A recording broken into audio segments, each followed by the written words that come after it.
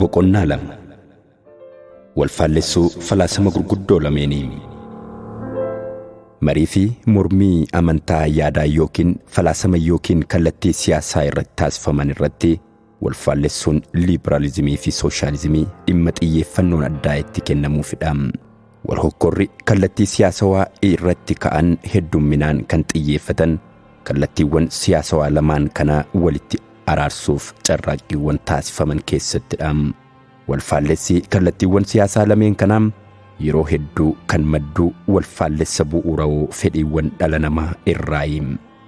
Keessumaa wal-faallessa walqixxummaa fi bilisummaa gidduu jiru irraa kan ka'edha. Liberaalizimiin kallattii siyaasawaa fedhii dhuunfaa bilisummaa dhala namaatiif dursa kan kennu yommuu ta'u, sooshaalizimiin immoo fedhii waloo walqixxummaa dhala namaatiif dursa kenna. 2.1 Liberaalizimiin.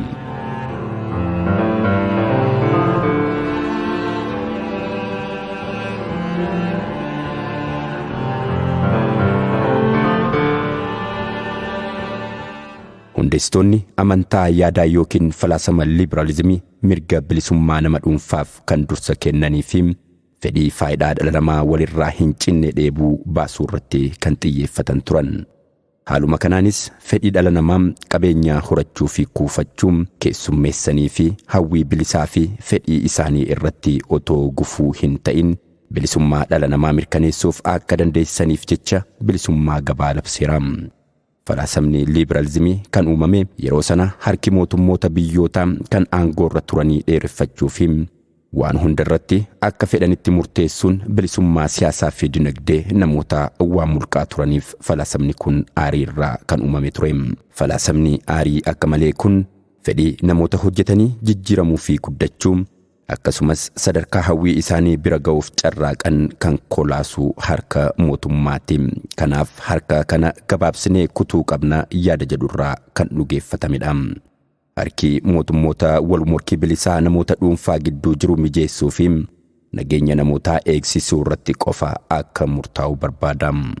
Mootummaan birmadummaa biyyaa eegsisuu fi olaantummaa seeraa mirkaneessuun ala wanta jiru dinagdee daldaltootaaf akka gadi lakkisu watwaata. Gabaan karaa harka lafa jalaatiin madaallii eegee gara milkaa'inaatti gulfa.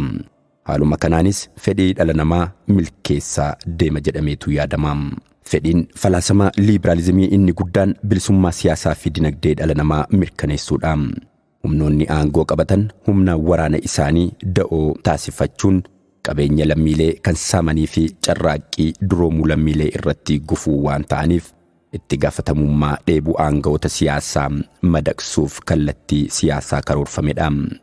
Cunqursaan dinagdee sochii hojjetanii jijjiiramuu lammiilee irratti aangawoota mootummaatiin taasifamu dhiibbaa siyaasaa irraa kan maddu waan ta'eef siyaasichaaf mala aangawoota mootummaa ittiin to'annu uumuu fi qabna jedha.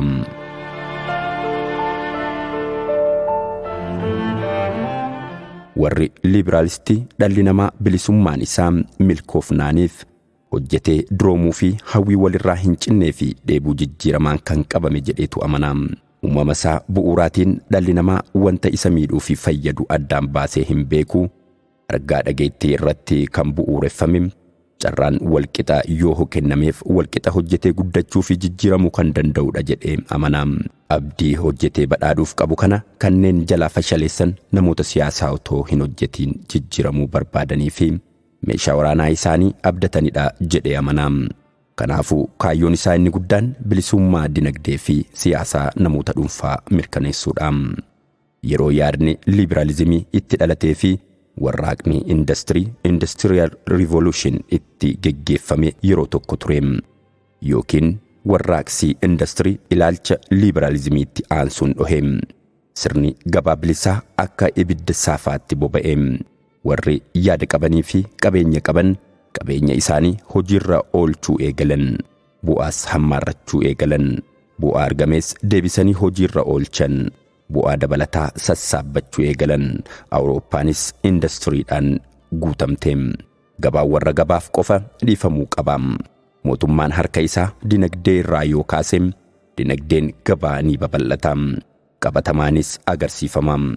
Haa ta'u malee bu'aan dhufe namoota hunduma fayyadamtoota kan taasisu osoo hin taane namoonni muraasni jireenya qananii akka jiraatan, hedduun immoo bu'aa argame qooddachuun haa hafuutii kan bira hin geenye ta'uun isaa ifatti mul'ate. Qabeenya namoota muraasa harka galee cunqurfamtoonni irra caalaa jireenya gadadoo hamaa keessa cuubamanii mul'atan. Oomishtummaa guddisuuf dhaabbileen oomisha eegalan daa'imman illee otoo hin hafin saamicha humnaaf kan saaxilu warra abbootii lafaatiif qotanii bulan ciisanyaa lafaa fi oomisha isaanii irraa kan dhabamsiisu ta'uun isaa ifatti mul'ate. Raawwii kana kan hubatan beektonni jaarraa 19ffaa fayyadamummaa qixxee dhala namaa gara fuulduraatti fidan. Kaapitaalizimiin bifa cunqursaa fiwudaalizimii jijjiiruun cunqurfamtoonni irra caalaa akka cunqurfaman taasise malee dhala namaaf wabii ta'uu hin danda'u jedhanii labsan. Kunis dhalachuu sooshaalizimii labse. 2.2 sooshaalizimii.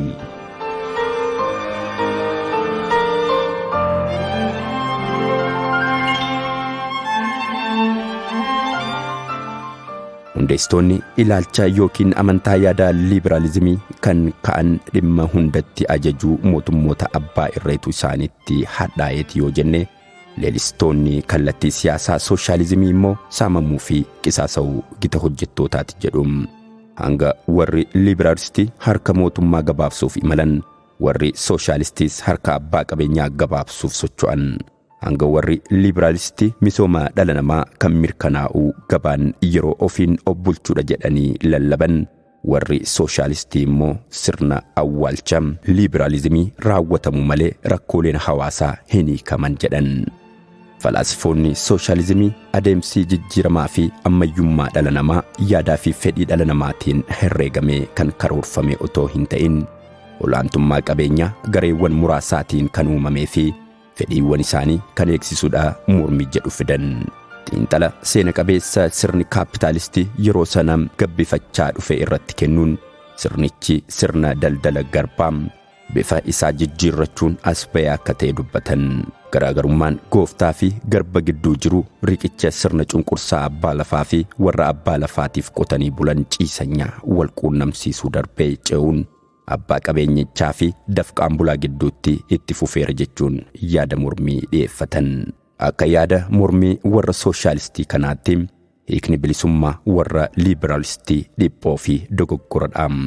Liiberaalizimiin bilisummaa hidhaa namaa irraa bilisoomuu jedhee yemmuu hiiku, sooshaalizimiin immoo cedheedha cunqursaa caasaa ijaaramaa ture irraa bilisoomuu jedheetu hiika. Ifatti sooshaalizimiin xiyyeeffannoon isaa sirni gitaa hafeem addunyaa walqixxummaan dhala namaa keessatti mirkanaa'e uumuudha.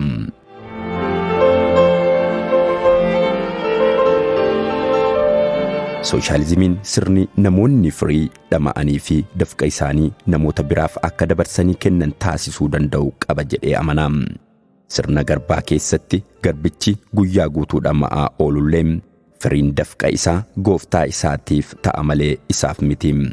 Haaluma kanaan sooranni garbichaaf guyyaa guyyaan kennamu sun akka guyyaa itti aanu hojii irratti argamuuf qofaadha.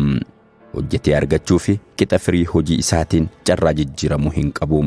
Sirna kaapitaalistiitiinis gitni hojjetaa amoolee guyyaa guyyaan ammaaramuun alam amalli namummaa isaa kan isa gaafatu hojjetee argachuu fi fedhii badhaaduuf qabu kan isaaf guutu miti. Firii dafqa isaatiiyyuu abbootii qabeenyaatu jalaa fudhata. Oomisha dabalataa oomishuus oomishuu baatus mindaan isaa qaqqabduu amooleedha. Abbootiin qabeenyaa oomishaaf galtee wanta ta'u kanneen akka lafaa fi kaapitaala abbummaadhaan qabaachuu waan danda'aniif firii dafqa garbichaa fudhachuuf carraa argatu.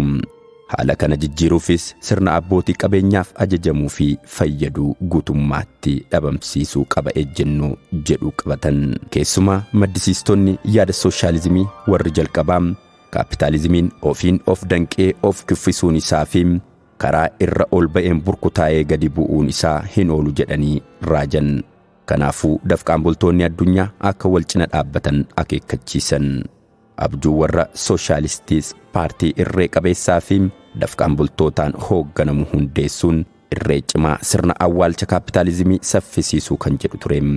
Kunis sirna abbaa irree dafqaan bultootaa yeroof hundeessuun abbootii qabeenyaa balleessuudha. mootummaan warraaqsaa kanaatiin ijaaramus yaadrimee dinagdee ajajaa hojiirra kan oolchuu yommuu ta'u abbaan qabeenyaa humnoota oomishaa qabaachuu isaatiin dafqaan bultoota buqqisuun akka hin jiraanne mootummaan harka keessa seensisee to'annoo gochuu irratti kan xiyyeeffatedha. Yaada kanaan warraaqsonni hedduun biyyoota hedduu keessatti akka taasifaman godhe. Akka kallattii siyaasa kanaatti warraaqsa cunqurfamtootaatiin yeroodhaaf mootummaan abbaa irree uumamuu olaantummaa abbootii qabeenyaa balleessuun sirna lammiileen hunduu itti walqixxaatan uumam. Yaadni kun biyyoota seenaa Awurooppaa irraa adda ta'e qabanii fi indastiriin itti hin babal'annetti fakkeenyaaf Eeshiyaatti akka hojjetu taasisuuf sirna oomishaa kaapitaalizimii duraa yookiin irra caalaan haala qonnaan bultootaa waliin wal qabsiisuun xiinxaluuf yaaliin taasifame. 2.2 Yaalii falaasamaa lameen walitti araarsu.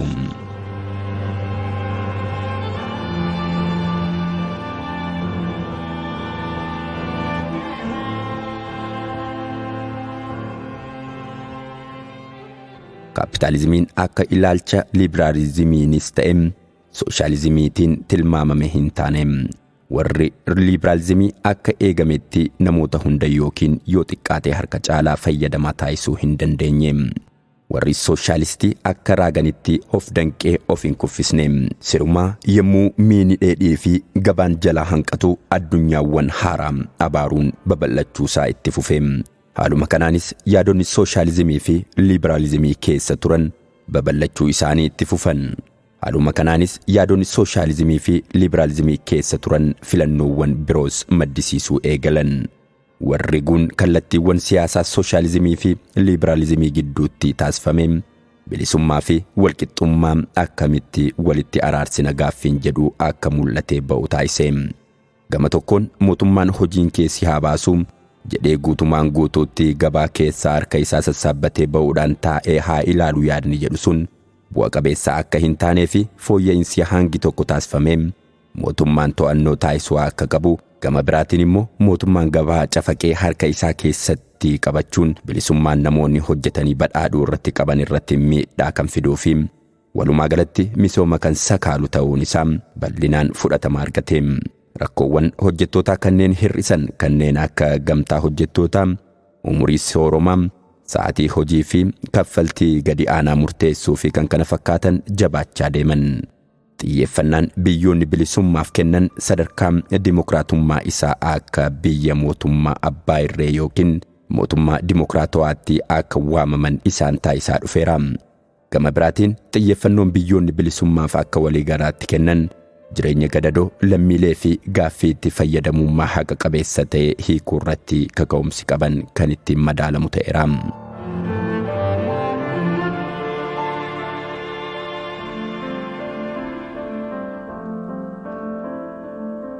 Biyyoota toora dimokiraasiitti ramadaman addaan baafannee xiyyeeffannoo isaan walqixxummaaf kennan yoo ilaalle kallattii siyaasa isaanii waliigalaa nu agarsiisa. Liberaalistoonni jireenyi gadadoo lammiilee kan furmaata argatu badhaadhinni waliigalaa yemmuu dhufudha jedhanii amanu. Kanaafis itti gaafatamummaa nageenya hawaasummaa mirkaneessuu lammiileedhumaaf kennuun itti fayyadama walqixxeef xiyyeeffannoo gadi aanaa qabaachuu isaanii mul'isaniiru. Biyyoonni kunneen hojii qabeenya hawaasummaa isaanii keessatti xiyyeeffannaan isaanii inni guddaan dhimma lammiilee balaaf saaxilamaniif deeggarsa taasisuu malee dhimmi inni fayyadamummaa walqixa haganaa kan isaan dhiphisu miti.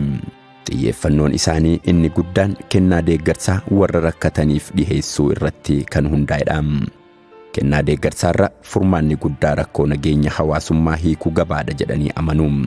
Gama biraatiin biyyoonni aadaa biyyaa jabeessan konservaatiif jedhaman nageenya hawaasummaa lammiileef xiyyeeffannaa hanga tokko kennuun sirna wabii adda addaa diriirsaniiru.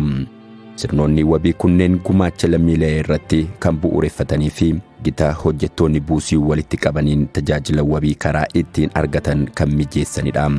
Haa ta'u malee hojmaanni akkanaa kun dhimma wabii caaluu warra buusii caalaa qabuuf kennuu malee gaaffii haqa qabeessummaa kan hiikuu fi lammiilee harka qalleeyyii fi hojii dhabeessa ta'aniif kan furmaata kennu miti.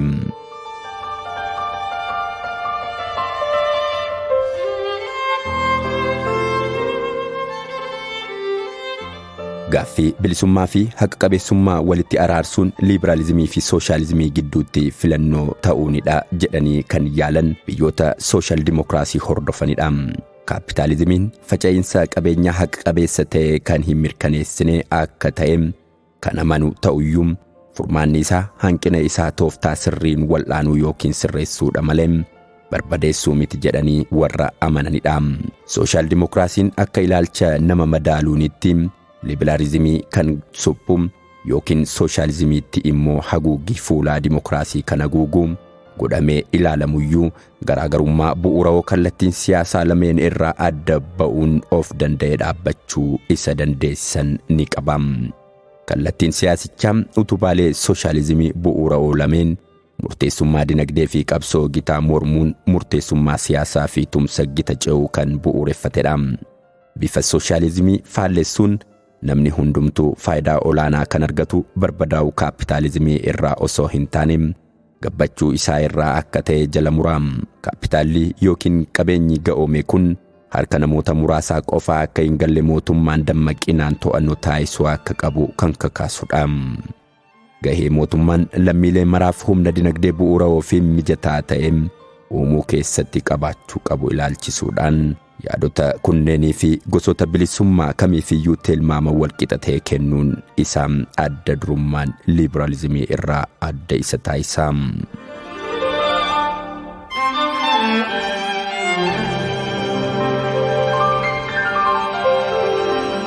Biyyoonni kallattii kan hordofan galii mootummaa karaa adda addaa guddisuun keessumaa galii gibiraa irratti xiyyeeffachuun hojii qabeenya deebisanii hiruu karaa mootummaa hojjetu.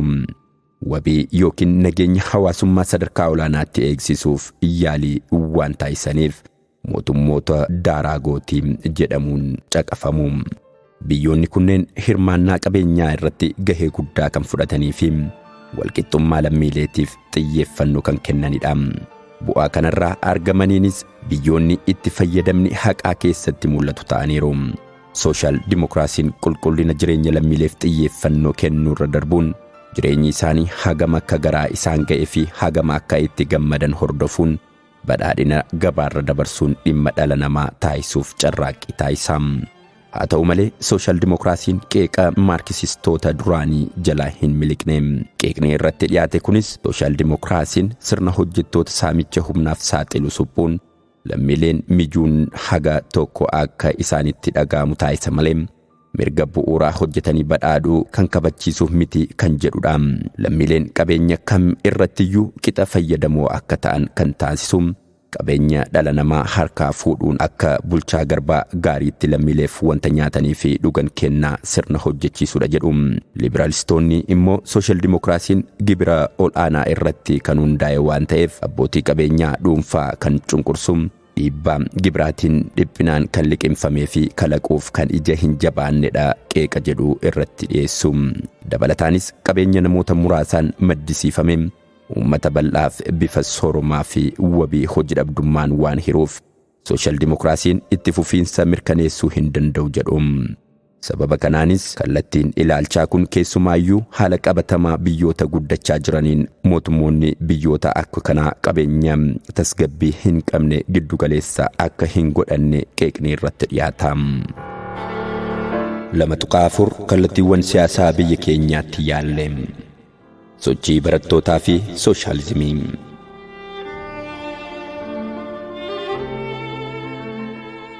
Biyya keenya keessatti waa'ee kallattii siyaasaa irratti dudubbachuun kan jalqabame yeroo sochiin barattootaa geggeeffamu eegale keessatti ture.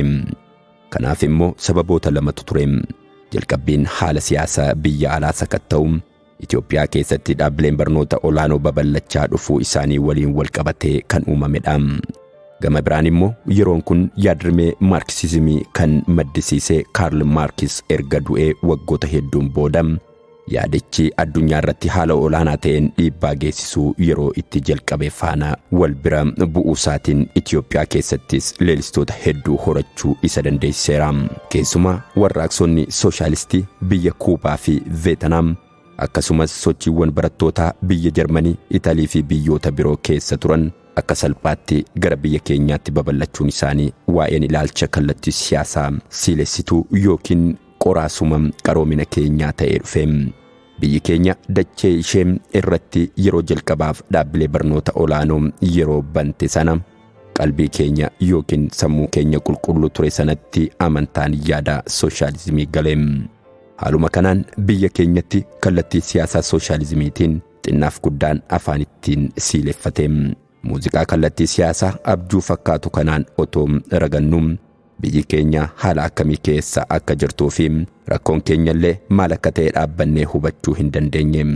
Dhimma cunqurfamuu dafqaan bulaa fi daandii bilisummaa dafqaan bulaa akka dhimma keenya isa guddaatti yeroo xiinxallu haala qabatamaa biyya keenya keessaa garuu gitni dafqaan bulaa haa hafu fooliinsaayyuu akka hin turre hubachuu daganne. Biyyattii keessa baay'inni indastiriiwwanii hedduu xiqqaa akka turan ni diganne.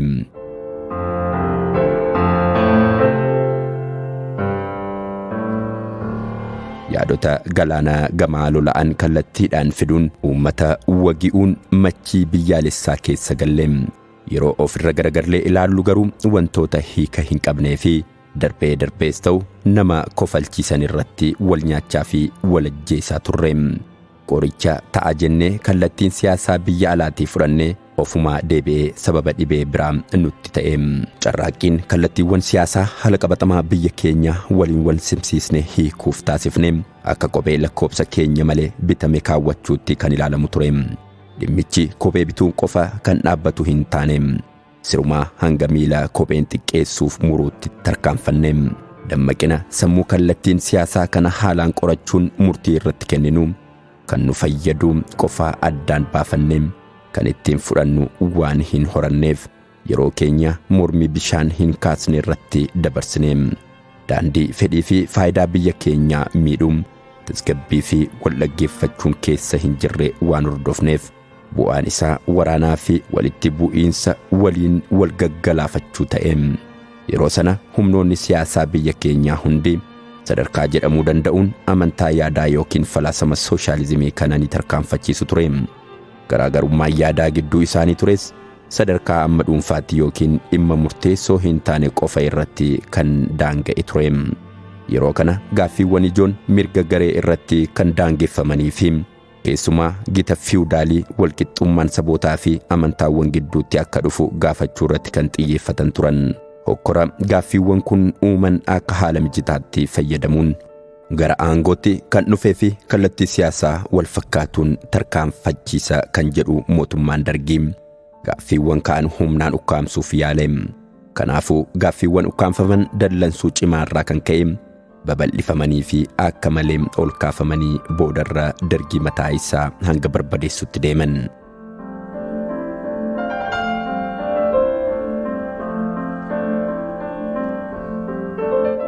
Mirga garee uummattootaa kabachiisuun dirqama barbaachisaa kan ta'ee fi faranjiitu fide jedhamee kan cinaatti dhiibamu miti. Gaaffiiwwan kaan haala qabatamaa biyya keenyaa waliin wal bira qabnee qorachuu fi hubachuuf carraaqqii gochuurra akka yeroo barataa turre sana qormaata walitti firoomsii hojjechuu sana humnaan haala wal fakkeessuutu irraa mul'ata ture. Dhimmicha tasgabbiin qorachuuf mari'achuu fi wal mormuu caalaa yaada guduunfaa ija jabummaa fi wal qochollaaf yeroo itti saaxilamne ture. Dhimma hin qoranne irratti yaada guduunfaarra qaqqabuuf jarjaruun nurratti mul'ateera. Warraaqsa Raashiyaa luka lukaan hordofaa maqaa paartii fi akkasumas shororkeessummaan adii fi diimaa otoo hin hafin garagalchuuf oliif gadi fiiguun keenya cabarraa buqqaa nutti ta'aa otoo jiru. Barsiistuun ilaalcha kallattii siyaasaa keenya daandii koon fooyyessa jettee kaate. Nutis harka keenya daas kaapitaalii fi imperiyaalizimii ittiin garagalcheen gilaasnoostii fi peristeerooyikaa gara hiikuutti galle. Gara ittiin nu jal'isan maratti akka bishaanii dhangala'aa dinagdee ajajaarraa gara dinagdee wal makaatti garagalle. Addawaayii fi sooshaalizimii warraaqsa dimokiraasii mootummaa misoomaa fi daandii haaromsaa.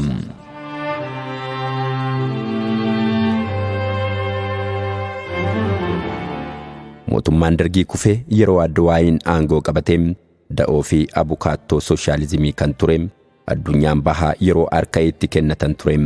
Kanaafuu ejjennoo fi fooyyessanii yeroo faana tarkaanfachuun barbaachisaa ture.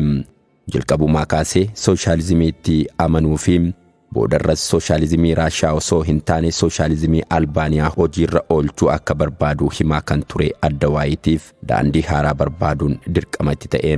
Siyaasa biyyattii irratti fooyya'insa gochuun tarkaanfiiwwan sirna paartilee siyaasa danuu maltii paartii siistem diriirsuuf yaada bilisaan ibsuuf wal ga'uuf wal gurmeessuu fi maxxansa bilisaaf ta'an ni fudhataman. Haaluma kanaan hiriironni deeggarsaa fi mormiin taasifamuu ni eegalan. Paartileen haaraas mul'achuu jalqaban. Gulaalchawwanii fi bu'uuraaleenis akka urjii samiitti baay'atan. Barreeffamoonni yaada moggaa qabatan karaa maxxansa dhuunfaa ba'uu eegalan. Biyyattiin gara liiberaal dimokiraasiitti ce'uuf waan kurkurtu fakkaate. Gama dinagdeetiinis bara dargii keessa dura dinagdee ajajaa koomaand ikoonomii boodarras dinagdee makaa miks ikoonomii keessatti imaammattoonni fiisikaalaa fi moonitarii fooyya'uu jalqaban. Dhaabbileen mootummaan qabamanis suuta gara qabeenya dhuunfaatti dabarfaman. Dhorkaawwaniif qoqqobbiiwwan abbootii qabeenyaa yeroo hin murtoofneef akka hin uumamne taasisan ni kaafaman. Gosoota dinagdee muraasaan ala hedduun isaanii abbootii qabeenyaa biyya keessaa fi biyya alaaf banaa ta'an. Haa ta'u malee jechaanis ta'e gochaan adeemsi liiberaalizimii akka kallattii siyaasaatti hojiirra oolchuutti hin seenne. Sababni isaas yeroon sun yeroo sooshaalizimiin itti kufe qofaa osoo hin taane yeroo biyyoonni liiberaalizimii akka maleetti dhudhaanii dhugan sun rakkoo keessa galan ture. Sana caalaa sarara warraaqsa dimokiraasii aantummaan isaa hawaasa qonnaan bulaaf ta'e hordofne. Imala kallattii siyaasaa dhaaba keenya Addawaayii boqonnaawwan afuritti qoodnee ilaaluu ni dandeenya. Inni jalqabaa sochii barattootaa irraa kaasee hanga bara 1977tti isa jirudha. Yeroon kun qabsoon hidhannoodhaan taasifamu Tigraay keessatti yeroo ciminaan lafa itti qabatedha. Gamtaan Sooviyeet dargii deeggaruu ishee irraan kan ka'e yeroo Maa'oozimiin Chaayinaa akka filannootti dhiyaate ture. Haa ta'u malee walakkeessa bara 1970 keessa Maa'oozimiin gita burjaa Boorjooyis waliin deeggarsa tooftaa ifatti hundaa'ee mul'isuu isheetiin xiyyeeffannaan keenya gara sooshaalizimii Albaaniyaatti garagale.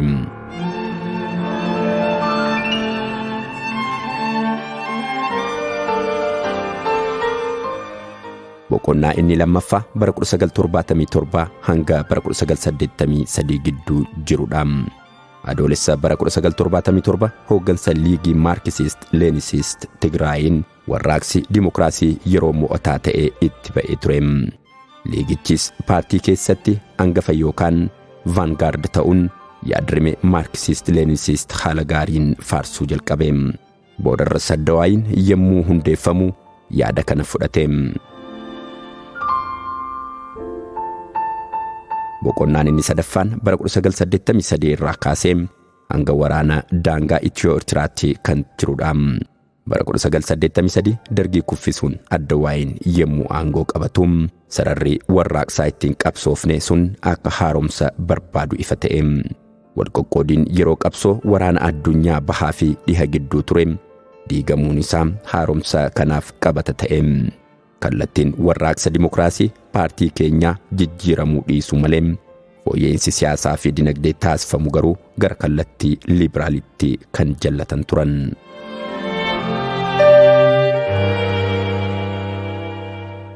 Boqonnaa inni arfaffaan ammoo tibba waraana Itiyoo-Eertiraa kan jalqabedha. Walborcuun sarara haaromsaa waamicha dura jalqabamee fi waraanichaan boodas itti fufee gara burjaaja'uu dhaabaatti ol guddachuun walqoqqooddiin jiraachuu dhaaba keenyaa balaaf saaxiluu yemmuu itti uumamedha. Yeroo kanas warraaqsi dimokiraasii dawaa gita hin qabne ta'ee argame. Walmorkii yaadaa dhaaba keessa mo'atee ba'uun bu'uurri warraaqsi dimokiraasii sarara dhaaba keenyaa itti ta'u yeroo itti kaa'amedha. Warraaqsi dimokiraasii jijjiirama hundi qabeessaan sirnoota dursa gabaa walitti hidhamiinsa dinagdee fi hawaasummaa duubatti hafuu akkasumas ilaalchota siyaasaa kan dhabamsiisu sirna gabaa bilisaa uumuu gara fiixa qaqqabuu danda'utti geessan. Uummanni bal'aa fayyadamaa siyaasaa fi dinagdee akka ta'uuf kan taasisuu fi dimokiraasii qonnaan bulaa abbaa qabeenyaa xiqqoo yookiin kabbartee xiqqoo ta'uunsaa ni beekama. Sirni keenya gita aantummaa isaa qonnaan bulaaf taasisuun hayyuu warraaqsaan durfamuun daandii sirna kaapitaalizimii gabbisuun riqicha gara sooshaal dimokiraasiitti nu ceessa ta'uun isaa kaa'ameera. Humni dimokiraasii warraaqsaa ce'umsa kan dursus qabiyyee sagantaa dimokiraasii guutummaa guutuutti kan fudhate ilaalcha dimokiraasii cimaa fi guutuu kan qabu ta'uu akka qabu kaa'ameera. Jabinaa fi dadhabina warraaqsa dimokiraasii.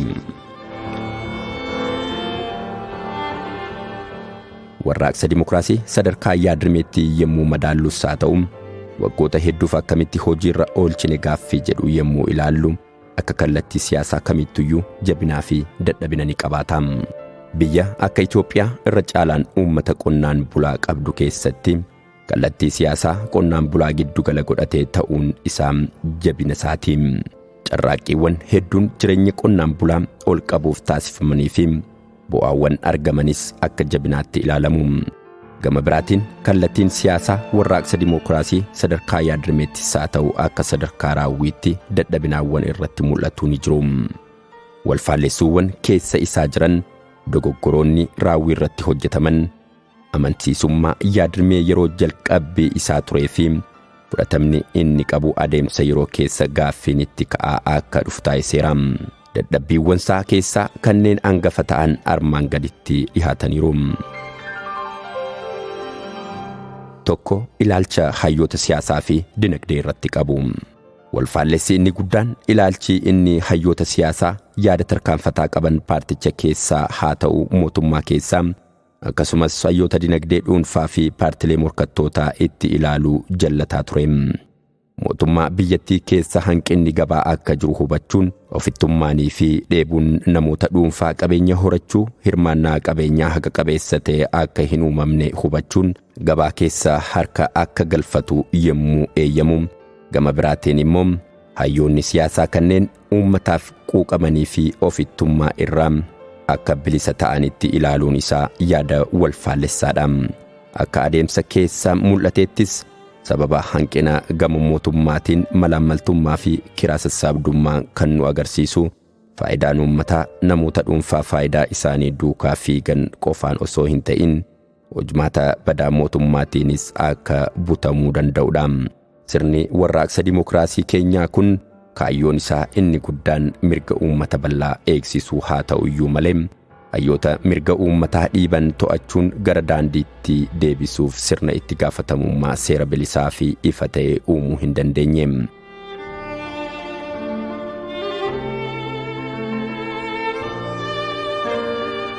Lama yaada misooma dinagdee qofaan utubamuu isaa. Yaadni warraaqsa dimokiraasii falaasama sooshaalizimii keessaa waan burqeef yaadni bu'uuraa kallattii siyaasaa kana adda durummaan dinagdee irratti xiyyeeffata. Kana jechuun rakkoo biyyi qabdu mara dinagdee faana walitti hidhuutu irraa calaqqisa. Falaasamni sooshaalizimii rakkooleen hawaasummaa fi siyaasaa garagaraa irra keessaa mul'atan hundinuu bu'aa dinagdeeti jedhee amana. Kanaaf rakkoon siyaasaas ta'e rakkooleen biroo bu'aa dinagdeeti jedhee yaada. Haa ta'u malee jireenyi dhala namaa sirna dinagdee qofaan kan daanga'e miti. Hojjetaan tokko akkuma gara industirii hojjetuutti yookiin bakka hojii biraa adeemu akkasuma jireenya hawaasummaa keessatti saalaanis haa ta'u akka gosa hojii isaatti waan itti hirmaatus ni qaba. Sirna dinagdeedhaan alatti hidhatni maatii fi hidhatni jireenya hawaasummaa biroon caasaaleen hawaasummaa garagaraa akka jiraatan taasisu. Warraaqsi dimokiraasii yaadaa fi ilaalcha misooma dinagdee qofa irratti waan utubameef rakkooleen siyaasaa fi jeequmsa biyya keessatti uumamaa turan hundi hiyyummaa irraa madda jedhee yaada. Yoo ta'es hiyyummaan sababa tokko qofa malee hundaaf sababa ta'uu hin danda'u. Utuu hiyyummaan sababa isa guddaa ta'eera ta'eetiin hanguma hiyyummaa hir'isaa dhufne jeequmsi siyaasaa hir'achaa fi biyyis nagaa argachaa deemutu irra ture.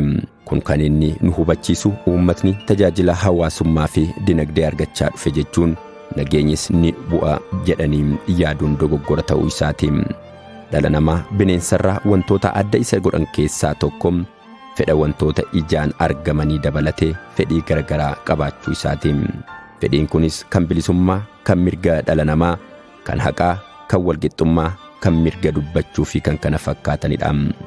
Namni tokko fedhiin nyaataa, mana jireenyaa, uffataa, geejjibaa fi bashannanaa waan guutameef qofa jeequmsa irraa bilisa ta'uu hin danda'u.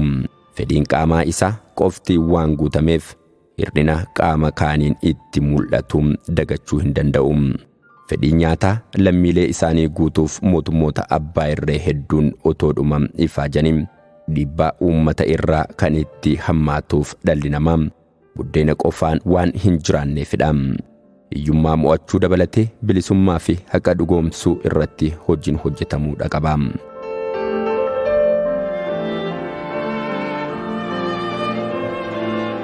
Sadii kallattii yookiin sarara ce'isaa moo dhaabbataa?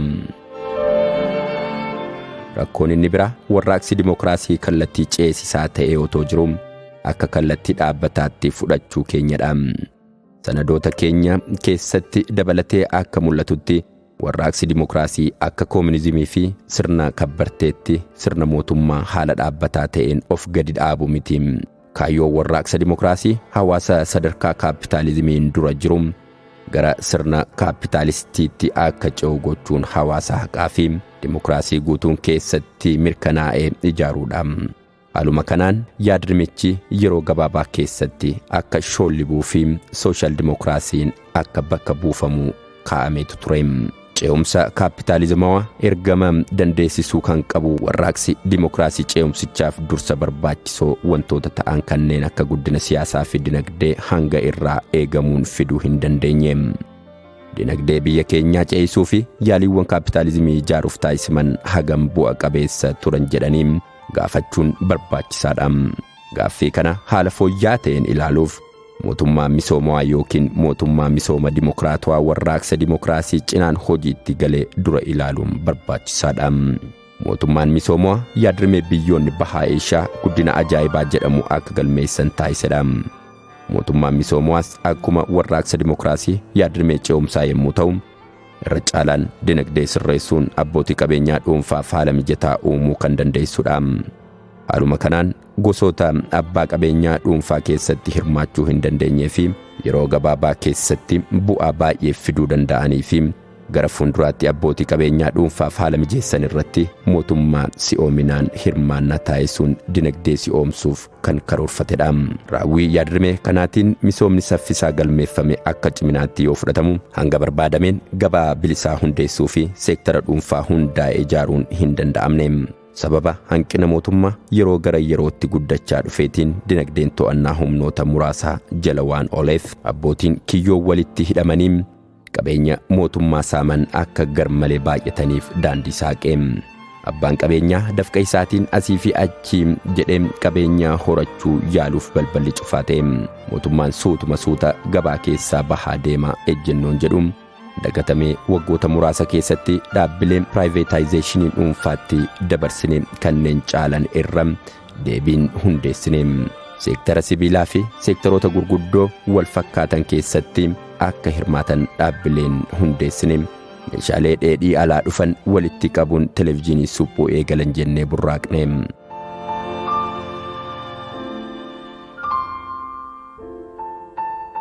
Carraaqqii mootummaan misooma irratti taasisu keessatti gaheen mootummaa seektara dhuunfaa bakka buufamaa haala itti dhufuu fi sadarkaa idil addunyaatti morkattoota akka ta'aniif karoorri karoorfannee fashalaa'e. Adeemsa kana keessa abbootiin qabeenyaa dhuunfaan mootummaan dhiibamanii akka cunqurfaman taasifameera. Sababni kun itti ta'uu danda'eefis mootummaan faayidaa uummataa fi badhaadhinaaf jedhee to'annoowwan taasisu akka carraa gaariitti fayyadamuun hayyoonni maxxantoota qaama mootummaa faayidaan isaanii akka hin hafneef saamichi akka itti cimee adeemuuf dhiibbaa taasisaniin.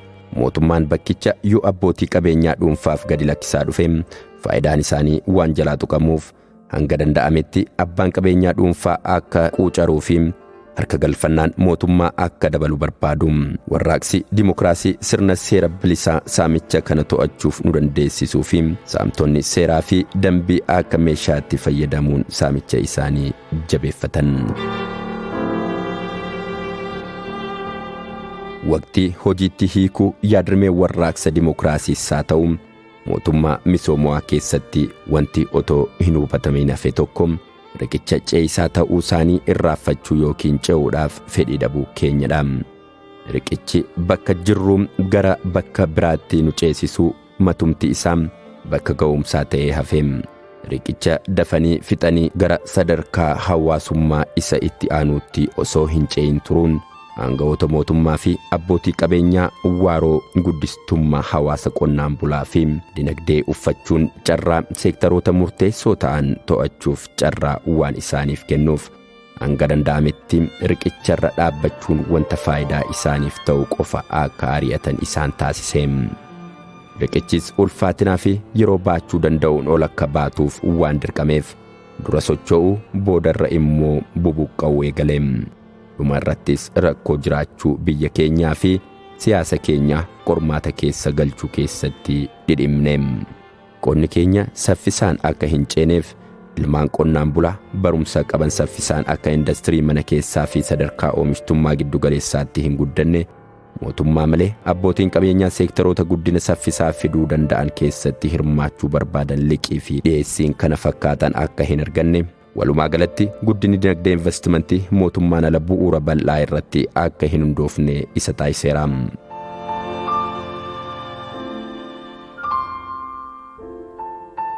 Afur paartii danummaa dhiisuun paartii tokkee ijaaruun. Addawaayin qabsaa'ee heerri inni raggaasisee kaayyoo paartii danummaa dimokiraatawaa ijaaruu ta'uun isaa kan eegame ta'eem sagantaan warraaqsa dimokiraatawaa keenyaa haala qabatamaa ta'een faayidaa fi fedhii qonnaan bulaa eegsisuun paartii haadhoo yookiin paartii tokkeem jabeessuun dirree siyaasaa akka dhiphatuu fi ijaarsi dimokiraasii akka quucaru taasiseera. Jalqabbiin gaarii adeemsa ijaarsa dimokiraasii keenya bara jalqabaa 1980 akka lakkoobsa Itoophiyaa irraa kaasee ture haala hirmaachisaa irra ture irraa suuta suutaan gara dirree siyaasaa dhiphisuutti mucucaateem. Biyya keenya biyya danummaan haqa bu'uuraa keessatti ta'etti heera mootummaa keessa mirgoonnii fi qajeelfamoonni bu'uuraa jiran haala ittiin kabajaman osoo hin taane qajeelfamoonni kunneenii fi mirgoonni kun akka dhiitamaniif heerri mootummaa paartii danummaa eeyyamu otoo jiruu paartiin haadhoo akka haala mijataa argatuu fi dhaabni mootummaa kamiyyuu ajandaan paartii haadhoo qofti kan itti leellifamu taasifameera. 5 sirna oomishaa kaapitaalizimii dura ture irratti qofa xiyyeeffachuun sirnoota oomishaa biroo dagachuun. Komiin fuula dinagdee warraaqsa dimokiraasii waliin wal qabsiisuudhaan kaafaman sirna oomisha kaapitaalizimii duraa irratti kan xiyyeeffatee fi sirnoota oomishaa birootiif kan xiyyeeffannoo hin kennine kan jedhanidha. Biyya tokko keessa sirnoonni oomishaa garagaraa jiraachuu ni danda'u. Sirnoota darbanirraa kan as ce'anis haa ta'anii sirnoota oomishaa reefu uumamaa jiran walitti fo'amanii ilaalamuu baannaan haala ijaarsa biyyatti kallattii tokko qofaan ilaaluun tarsiimoo biyyaalessaa guutuu ta'e qopheeffachuun hin danda'amu. Biyya keenya keessatti babal'achuu gabaa addunyaa fi teeknooloojiitiin walqabatee sirni oomisha kaapitaalistii dagaagaa fi haala hawaasummaa biyyatti murteessaa dhufeera. Warraaqsi dimokiraasii irra caalaan qonnaan bulaa irratti waan xiyyeeffateef biyya keenya keessatti sirna oomisha kaapitaalistii uumamaa jiru xiinxalee kallattii kaa'uu hin dandeenye. 6 biirokiraasii mootummaa jabaamoo paartii jabaam. Biyya keenya keessatti dhaabbileen siivil sarviizii haqaa fi dimokiraasii dandeettii fi ilaalcha ergama mootummaa misoomaa gitu qaban hin ijaaramne. Haalli qabatamaan biyya keenya biyyoota kibba bahaa Eeshiyaa fakkeenyota muuxannoo misoomaa ta'anii kaafamaniin faallaa kan dhaabbatedha. Sababni isaas jabinni guddaa mootummaa misoomaa dhaabbilee fi biirokiraasii cimaa fi itti fufiinsa qabu ijaaruu danda'udha. Adeemsa keessa ilaalchi mootummaa dimokiraatawaa misoomaa olaantummaa qabachaa dhufe. Yeroo mootummaan abbaa irree misoomaa olaantummaa qabachaa dhufellee wanti guddaan inni argate tokko dhaabbilee kanaa. Keessumaayyuu dandeettii olaanaa fi miira biyyoolessaan miira aantummaa siyaasaarraa haala qulqullaa'een biirokiraasii uumuu danda'u isaatiin. Dhaabbileen hawaasa siivilii, miidiyaaleen, gaazexeessitoonnii fi bu'aaleen aartii martii bilisummaan socho'anii hojimaata badaa fi hojiiwwan seeraan alaa saaxiluu fi hojiiwwan haqa qabeessa hin taane irratti duuluuf mirgi qaban mulqamuun maqaa isaanii duubatti maxxantuu misoomaa jettu kennanii fi sirnicha mamii tokko malee akka deeggaran taasifame. Kunis itti gaafatamummaan mootummaa fi to'annoon akka hin jiraanneef balbala saaqe. 2.5 kallattiiwwan siyaasaa nuti yaallee maaliif nu hin ceesisne?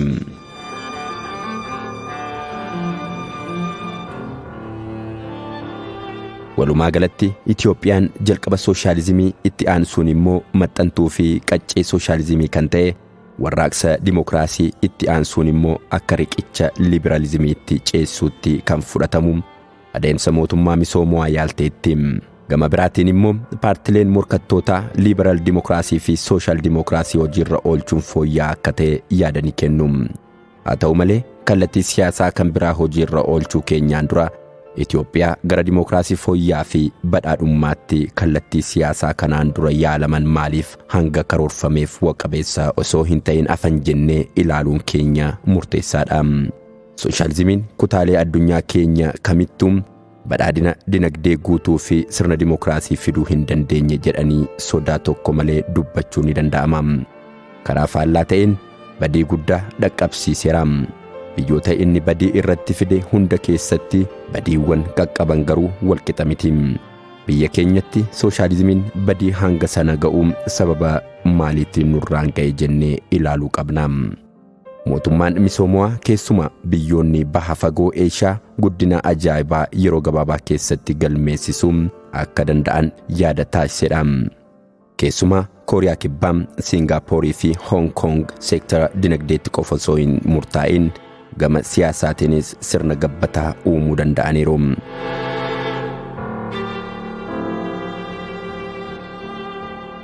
Mootummaan misoomaa Itoophiyaa keessatti keessuma jijjiiramni gama guddina dinagdeetiin galmeessise kan jajjabeeffamudha.